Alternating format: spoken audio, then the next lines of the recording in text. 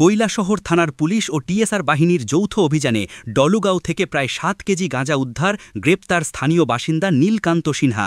সোমবার রাতের সফল এই অভিযানে এলাকায় ছড়ায় ব্যাপক চাঞ্চল্য।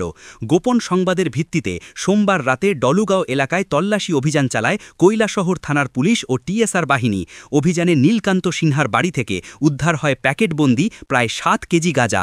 ঘটনাস্থলেই তাকে গ্রেপ্তার করা হয়। এনডিপিএস আইনে মামলা রুজু করা হয়। পুলিশের দাবি, দীর্ঘদিন ধরেই তিনি মাদক ব্যবসার সঙ্গে জড়িত ছিলেন। এই সফল অভিযানকে ঘিরে এলাকায় চাঞ্চল্য ছড়ালেও স্থানীয়দের আশা, প্রশাসনের এই কড়া নজরদারিতে মাদক চক্রের দৌরাত্ম্য অনেকটাই কমবে। তোমার বাড়ি থেকে গাঁজা উদ্ধার করছে? আমার এখানে পাইছে? আমি তো নাম জানি। আপনার তো আনছে পুলিশ? আপনি এটা ব্যবসা করেন? না না, আমি দিলে অল্প রাখি। তাই হোক।